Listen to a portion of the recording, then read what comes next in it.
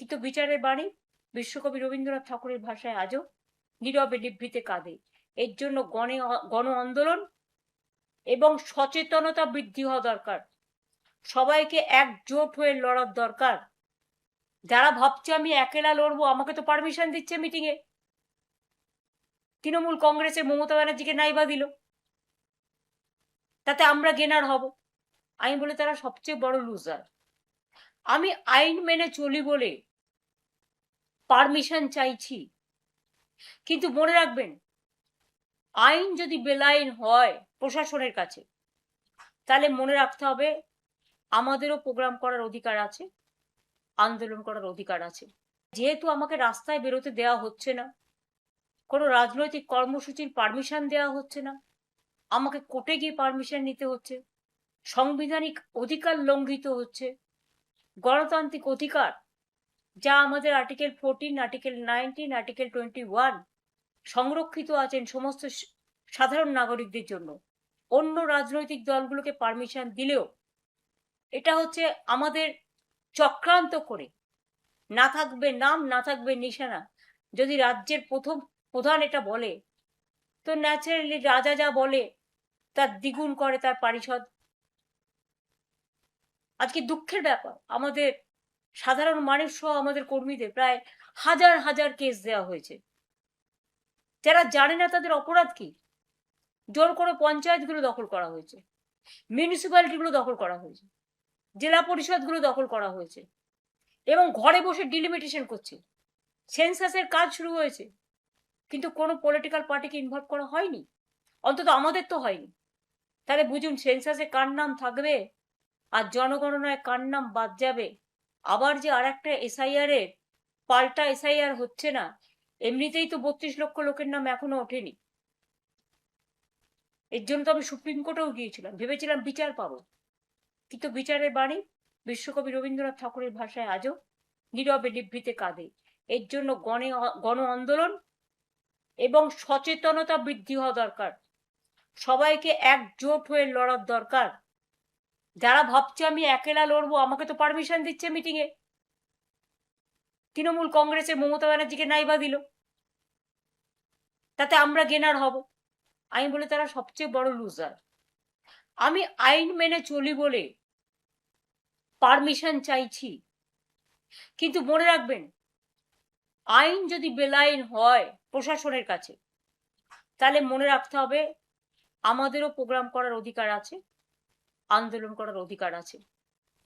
আমার খুব খারাপ লাগছে, আমি প্রথমে এই ছবিটা আপনাদের দেখাবো যেটা আমাদের সবসময় বিরাজও করে, এবং জাতির নেতা যেমন আমরা গান্ধীজিকে বলি, তেমনি আমরা বলি জয়তু নেতাজি, জয় হিন্দ তার স্লোগান।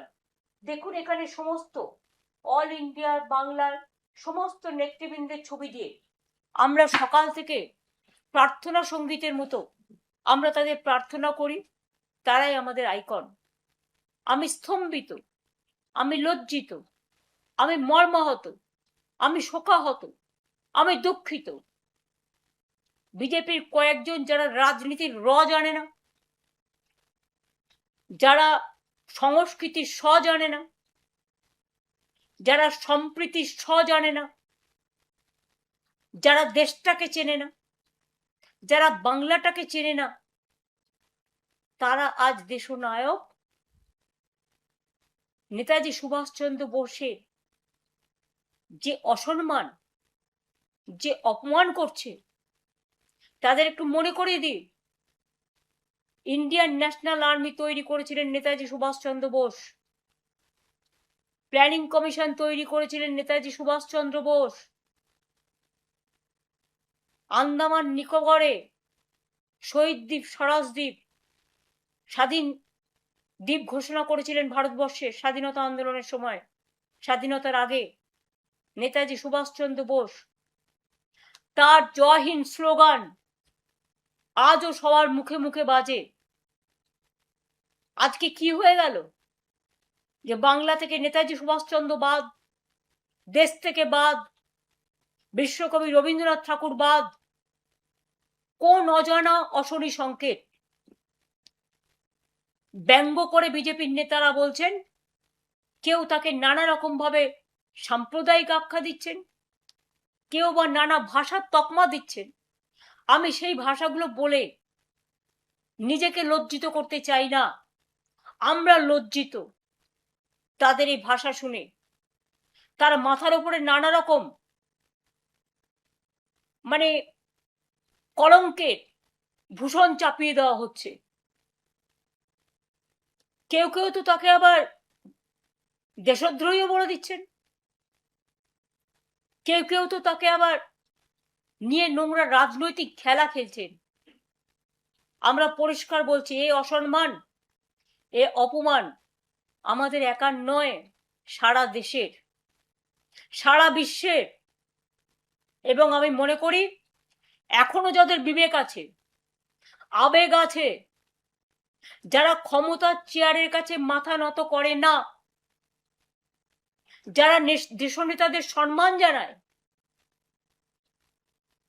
বিশেষ করে আমার ইয়াং জেনারেশন, ছাত্র, যুব, মা, বোন, সংস্কৃতি প্রেমী সকলকে বলবো, একটু তাকান।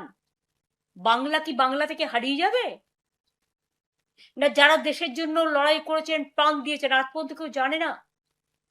নেতাজি সুভাষচন্দ্র বোসের জন্মদিনটা আমরা জানি, মৃত্যুদিনটা জানি না? ক্ষমতায় আসার আগে বিজেপি সরকার অনেক কথা বলেছিল, ফাইল খুলবেন, উদ্ধার করবেন। সেটা কোথায় গেল সে ফাইল? কোন আলমারিতে গচ্ছিত রেখেছেন আমরা জানি না। কিন্তু আমরা বাপুজিকে, গান্ধীজিকে যেমন জাতির পিতা বলি, আমরা নেতাজিকে জাতির নেতা বলি, দেশের নেতা বলি, দেশের মহানায়ক বলি, বীর যোদ্ধা বলি, বীর স্বাধীনতা সংগ্রামী বলি। যে মানুষটা সাহস দেখিয়েছিলেন, সারা পৃথিবী ঘুরে ভারতবর্ষের জন্য তিনি দরবার করেছিলেন, আজকে তার জায়গায় তাকে অসম্মানিত হতে হবে, তাকে অপমানিত হতে হবে?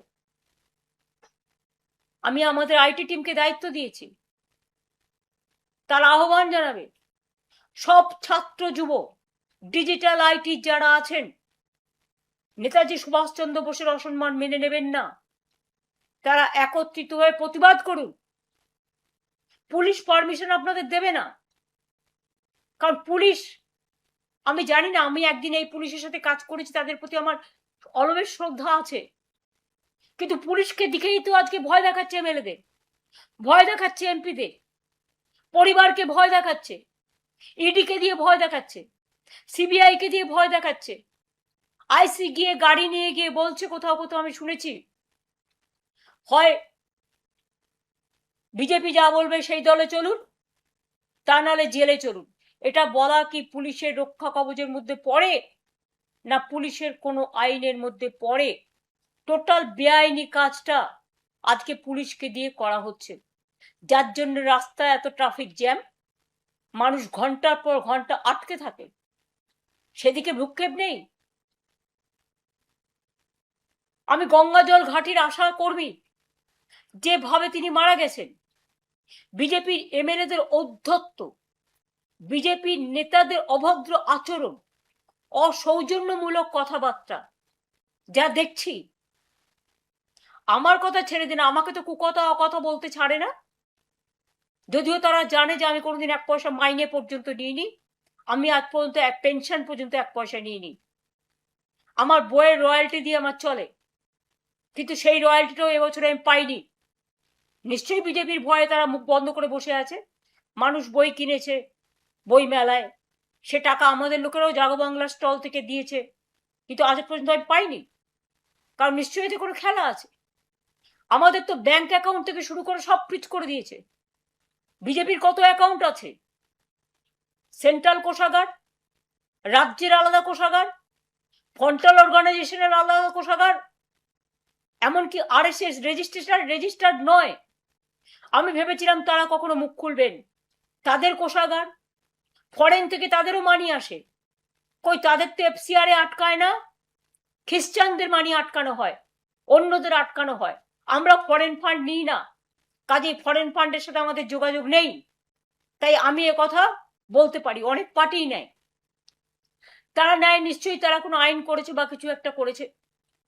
কিন্তু ও বিজেপির যারা শাখা সংগঠন তাদের তো কোনো আইন নেই। আজকে যারা ইয়াং জেনারেশনকে নিয়ে নিটের বিরুদ্ধে আন্দোলন করলো তাদের অ্যান্টি ন্যাশনাল বানানোর চেষ্টা হচ্ছে, তাদের উপর অত্যাচার হচ্ছে, তাদের পরিবারের উপর অত্যাচার হচ্ছে। আমি বলি ওরে ভ্রষ্টাচারী সরকার, চ্যারিটি বিগিনস অ্যাট হোম। এই 3 মাসে বাংলায় তোমরা লক্ষ লক্ষ কোটি টাকা আমি শুনছি লুট হয়ে গেছে। কোনোদিন শুনেছেন স্লোগান দেয় রাম রাম রামজির নামে? রামজি আমাদের কাছে মা দুর্গার পুজো করেছিলেন, রাম সীতা আমাদের কাছে চিরকালই আমরা জয় শ্রীরাম গান্ধীজিও বলেছিলেন। কিন্তু এরা রাম মন্দির থেকে শুরু করে, পানিহাটির মন্দির থেকে শুরু করে, বর্ধমানের সর্বমঙ্গলা মন্দির থেকে শুরু করে, আরো অনেক মন্দির থেকে, বেনারস থেকে শুরু করে, মধ্যপ্রদেশ থেকে শুরু করে, আসাম থেকে শুরু করে প্রণামী বাক্স লুট করছে। ভাবছে প্রণামী বাক্সটাও বিজেপির অধিকার। পুকুর সংস্করণ নিয়ে বর্ধমানে দেখলাম 2 জন মহিলা খুব প্রতিবাদ করছিলেন, তাদের জায়গা, অথচ তারা জানে না গেরো বাহিনী গিয়েও উদ্বোধন করবেন। যার তার জায়গা দখল করে নিচ্ছে। ঠিক আছে, হকারদের নিয়ে তোমাদের এত আপত্তি, অল্টারনেটিভ পথ কেন তৈরি করলেন না?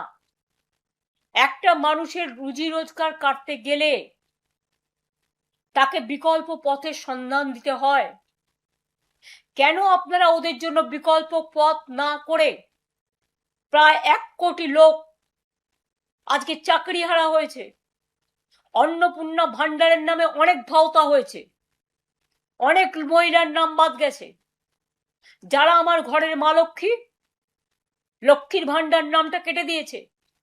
আরে অন্নপূর্ণা মা ভাত দেয়, মা লক্ষ্মীও ভাত দেয়, এটা মাথায় রাখতে হবে। গর্দভ শক্তিদের মাথায় এটা নেই। অনেক উইডোরা পেনশন পায়নি।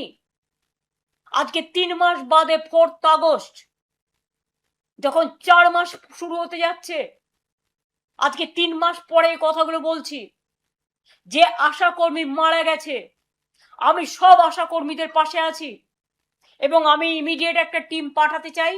আমি 2-1 দিনের মধ্যেই পাঠাবো, তাদের পরিবারের সাথে কথা বলবো। আমি নিজে যেতে চাই, আমাকে বেরোতে দেওয়া হচ্ছে না। যদিও আমার এখানে কোনো সিকিউরিটি নেই, আমার সিকিউরিটি চাই না। এমনকি 2টো কর্পোরেশনের আমাদের সহকর্মী বন্ধু, যারা আমাদের দিন রাত খাটে, রাস্তা পরিষ্কার রাখে, জল পরিষ্কার রাখে, নর্দমা পরিষ্কার রাখে, আমার এখানে ঝাড়ু দিতে আজ থেকে প্রায় 30 বছর, তাদের ঝাড়ুটা পর্যন্ত কেড়ে নিয়ে যাওয়া হয়েছে। অনেক অসম্মানিত করেছেন। আমি আপনাদের ঝাড়ু, ওটা আপনাদেরই যোগ্য, আপনাদের কাছে ফিরে গেছে। আমি আপনাদের ঝাড়ু নিয়ে পরিষ্কার, দরকার হলে আমি নিজে পরিষ্কার করব। আমি বাগান পরিষ্কার করতে ভালোবাসি, আমি ঘরের কাজ করতে ভালোবাসি, কিন্তু মানুষের জানা দরকার কোন লেভেলে এরা গেছে। আমরা কেউ জানি না কত হাজার কেস হয়েছে মানুষের নামে, সব জেলে। বাংলাটাকে একটা কারাগারে পরিণত করে দিয়েছে। কোথায় গেল আমার সোনার বাংলা? কোথায় আমার মামাটি মানুষের বাংলা? কোথায় রবীন্দ্রনাথ ঠাকুরের বাংলা? কোথায় নজরুলের বাংলা? কোথায় বিদ্যাসাগরের বাংলা? কোথায় রাজা রামমোহন রায়ের বাংলা? কোথায় নেতাজি সুভাষচন্দ্র বোসের বাংলা? কোথায় সম্প্রীতির বাংলা? কোথায় সংস্কৃতির বাংলা? ক্ষমতা এসে সব গৌরীকরণ, মাথা থেকে পা পর্যন্ত। অন্যদের বলছে চোর, আর তোমরা তো নিজেরাই এই সরকারে ছিলে বাবা প্রায় 11 বছর। তার আগেও বাবা এমপি, তুমি এমপি, বাবা মন্ত্রী কেন্দ্রীয় সরকারের তৃণমূল কংগ্রেসের দৌলতে। তখন তোমরা কিচ্ছু করো, ভাজা মাছটা উল্টে খেতে জানো না। আজকে যত দোষ নন্দ ঘোষ, তোমার বিজেপি এমএলএ গিয়ে বসছে বিডিওর চেয়ারে, বিজেপি এমএলএ গিয়ে বসছে আইসির চেয়ারে। এটা কি তাদের কাজ? না পুরো ফান্ড সাজিয়ে বসেছে, টেবিল সাজিয়ে বসেছে, এত টাকা দাও, অত টাকা দাও, টাকার বান্ডিল গোনা হচ্ছে। আর কে বলছে মাফিয়াদের কথা? যারা মাফিয়াদের সবচেয়ে বেশি মদত দিয়েছেন, খুন খারাপিতে মদত দিয়েছেন, চুরি ডাকাতিকে মদত দিয়েছেন, ব্রিজমোহন কেসে বক্সার কুস্তিগির বিচার পায় না, 2.5 বছরের বাচ্চাকে আপনারা বিচার দেন না, প্রায় 21-22 জন মহিলা ধর্ষিতা হয়ে গেছে। হ্যাঁ, একজনেরও ঘটনা ঘটলে আমরা সবসময় অ্যাকশন নিয়েছি। এতজন মহিলা ধর্ষিত হয়ে যাওয়ার পরেও আপনারা কারো বাড়িতে যোগাযোগ করতে দিচ্ছেন না, পুলিশ দিয়ে থ্রেট করছেন যাতে কেউ আসতে না পারে। এইভাবে চলবে? ওবিসি থেকে শুরু করে, ঐক্যশ্রী থেকে শুরু করে, আমি কোনোদিন জীবনে মুখ্যমন্ত্রীর নামে যোজনা করিনি, কারণ আমি নিজের নামে আত্মপ্রচার কখনো বিশ্বাস করি না। মনে রাখবেন, আমাদেরই যোজনা পাল্টে গিয়ে নাম হলো মুখ্যমন্ত্রী যোজনা, প্রধানমন্ত্রী যোজনা। কেন দেশে আর কেউ নেই? স্টেডিয়ামও হবে ওদের নামে, সাংস্কৃতিক অনুষ্ঠানও হবে ওদের নামে। নেতাজি সুভাষচন্দ্র বোসকে সম্মান দিতে পারে না, আর অসম্মানিত যারা হন তাদের নিয়ে এসে মালা পরায়। তাদের কাছে যারা অসম্মানিত, একটু দেশের দিকে ফিরে তাকান।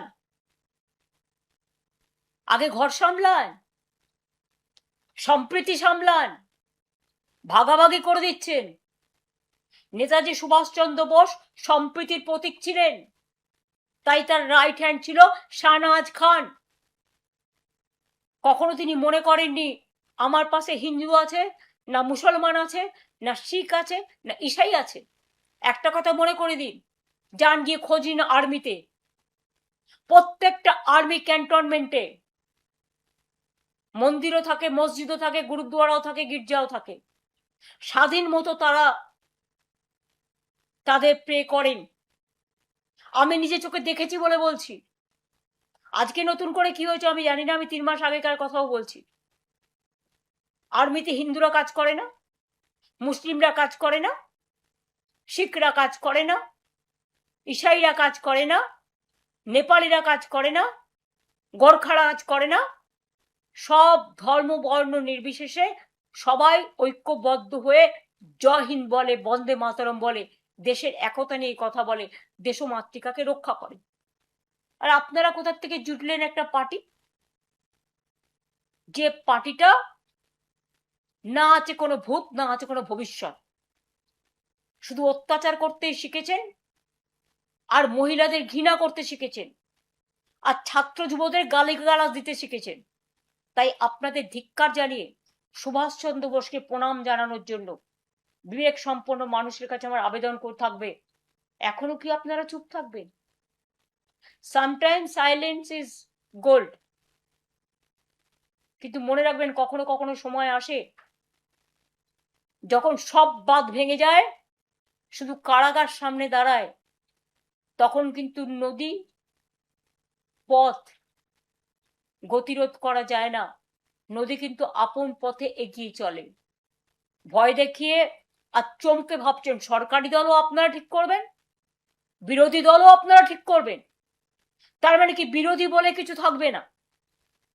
এটা লজ্জাস্কর নয়, এটা নিন্দার ঝড় উঠবে আগামী দিন। অপেক্ষা করুন, ভবিষ্যৎ দেখাবে, এটাই ভবিতব্য। আর আমায় আপনারা যত আটকাবার চেষ্টা করবেন, আমি আরো দ্বিগুণ ভাবে ঘুরে দাঁড়াবো। কারণ আমি ছাত্র রাজনীতি করে এসছি, যুব রাজনীতি করে এসছি। আজও ছাত্র যুব হয়ে লড়াই করার মানসিকতা এবং অধিকার আমার আছে। মানুষ বিপদে পড়লে তাদের পাশে থাকা আমার অধিকার এবং কর্তব্য। আমি চেয়ারকে কেয়ার করি না, আমি মানুষকে কেয়ার করি। এটা মাথায় রাখবেন ভালো করে। আপনাদের মগজে বিষবৃক্ষ, কিন্তু আমাদের মগজে সম্প্রীতির বৃক্ষ। এটা মাথায় রাখবেন। এক জাতি, এক প্রাণ, একতা, এদেশ আমাদের বিধাতা। আমরা সবাইকে নিয়ে চলতে চাই, ভালোভাবে চলতে চাই। এটা যদি মাথায় রাখেন ভালো, আর যদি মাথায় না রাখেন, আগামী দিন বুঝবেন কত জেল আপনাদের আছে আর কত কারাগার আছে। লড়ে নেব, লড়বো, গড়বো, জিতবো। জয় হিন্দ, বন্দে মাতরম, জয় বাংলা, জয় তু নেতাজি।